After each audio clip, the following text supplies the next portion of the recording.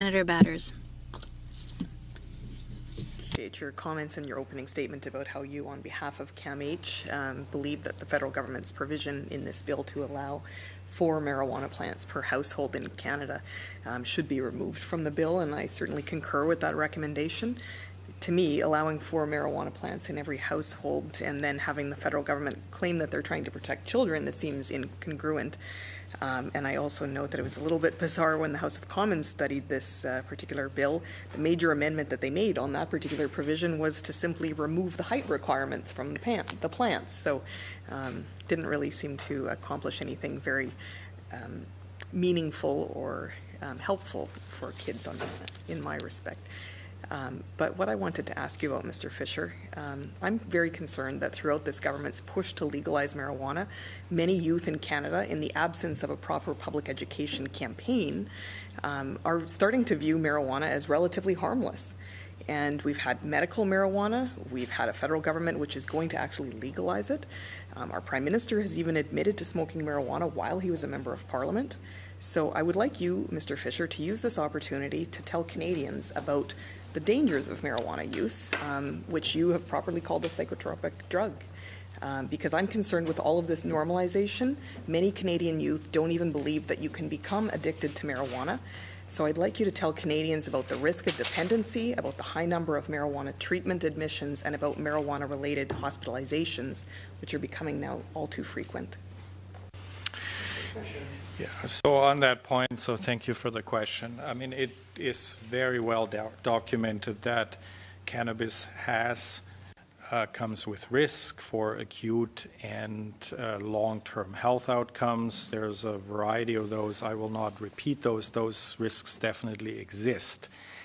At the same time, I want to emphasize that, first of all, the risks for harms with cannabis use depend a great deal on who uses, where, when, and what. So there's an enormous opportunity to properly educate people about risks and harms that users themselves can influence. We have done that, for example, with the science-based low-risk cannabis use guidelines that have been launched and are being implemented across the country. So there's honest and direct education that needs to happen. Second of all, to your point about the misperceptions about risks related or normalization to cannabis, I actually think we're at a point where most of that has happened already to a point where it can't happen any further. And I think it's in part actually an effect of prohibition and the mismessaging that has occurred about cannabis primarily to young people, many of whom have realized that there's been a lot of sort of over-dramatization of the relative risks and harms of cannabis, which they decided were not scientifically or objectively warranted, and they sort of counteracted against that sort of mismessaging.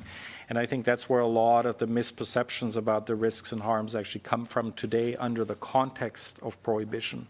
The third point is, of course, relative to alcohol and tobacco or other legal substances, including prescription medications, there is also an enormous need and demand for realistic information vis-a-vis those substances. And if we had the similar measuring sticks for alcohol and tobacco today, especially vis-a-vis the risks of young people, we probably wouldn't make any of those drugs legally available either. So I think we need, in a public health framework, see the risks and harms to those psychoactive substances in a realistic, comprehensive framework.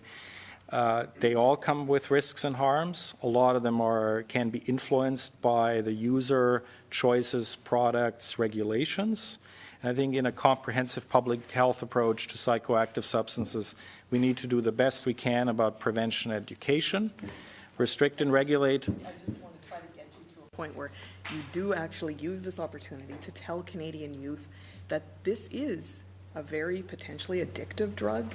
It's something that has significant harms, because I'm serious, I don't think they're getting that message. Maybe you think that it's gone too far and that's why they're not getting the message, but they're not getting the message. And we're not seeing a public education campaign, so I would like you to tell people through this committee today about the risks of becoming dependent on marijuana, about the potential of marijuana treatment admissions and hospital admissions and that sort of thing. Please. Yeah, generally happy to do that. Cannabis is a psychoactive substance that comes with risks for acute and chronic health harms. So does alcohol and tobacco. Ideally, people abstain from all of these substances, delay use until as late as possible in life. But it also greatly depends on who uses, how you use, what products you use to mitigate those risks. And ideally, young people will get information, honest information about all those things in a systematic and comprehensive way.